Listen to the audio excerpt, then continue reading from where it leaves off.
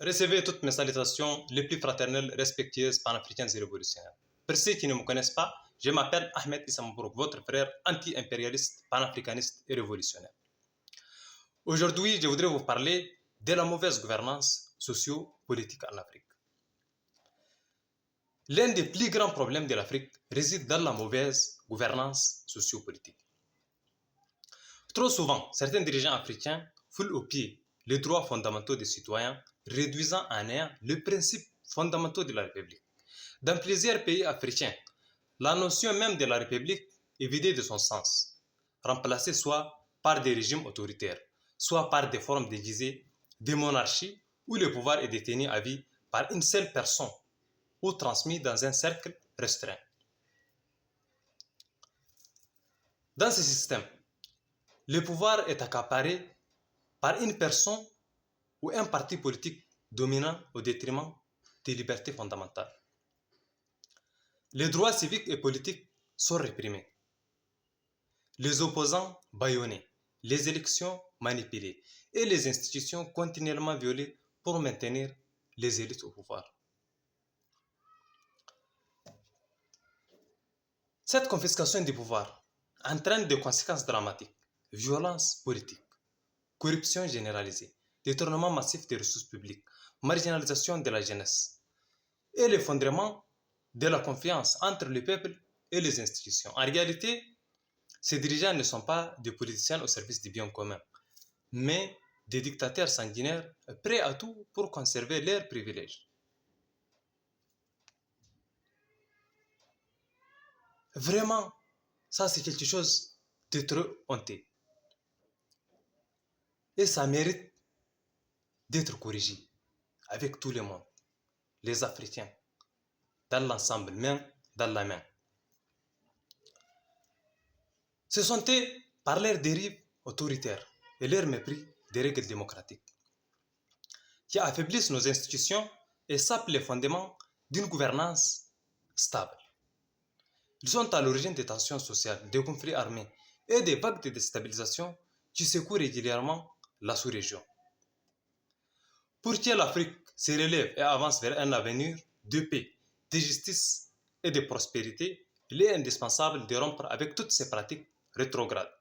Il faut repenser notre système politique sur la base de la souveraineté populaire, de la transparence, de la liberté et la justice. Ce sont ces systèmes oppressifs qui poussent les Africains, comme d'autres peuples, à se révolter, à lutter et à dénoncer l'injustice. Ce sont ces problèmes de mauvaise gouvernance qui ont déclenché la révolution en Afrique comme ailleurs, partout dans le monde. Et la révolution en Afrique a commencé depuis très longtemps, mais elle a toujours échoué à cause de l'impérialisme et ses valeurs locaux. Les impérialistes utilisent tous les moyens possibles pour maintenir l'Afrique dans le néocolonialisme, l'esclavage et la misère, afin de protéger leurs intérêts égoïstes et mesquins. C'est la raison pour laquelle tous les dirigeants révolutionnaires, comme ailleurs, en Afrique, ont été isolés, envahis, détruits ou même assassinés.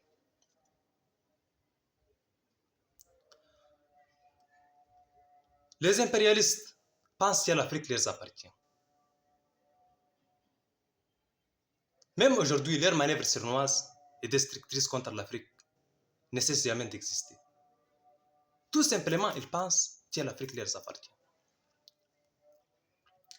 Les impérialistes ont toujours pour objectif de dominer le monde, d'imposer leur ordre, de contrôler les richesses et de détruire toute volonté d'indépendance. Ils n'accepteront jamais qu'un dirigeant échappe à leur contrôle.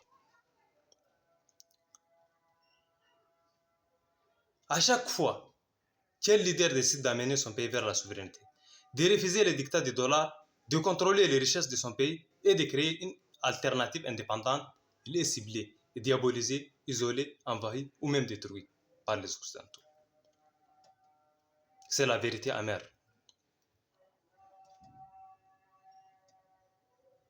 Prenons l'exemple de certains dirigeants africains qui ont été victimes de cette logique. Muammar Kadhafi, qui a voulu une monnaie africaine basée sur l'or et une Afrique unie sans FMI ni Banque mondiale. Ils ont créé des rébellions contre lui pour l'assassiner, pour l'éliminer. Thomas Sankara, qui a nationalisé les terres, il a refusé l'aide conditionnée et dénoncé le néocolonialisme et prôné l'autosuffisance du Burkina. Ils ont utilisé son ami intime pour l'assassiner. Et plusieurs autres dirigeants révolutionnaires africains, entre autres, ont été assassinés.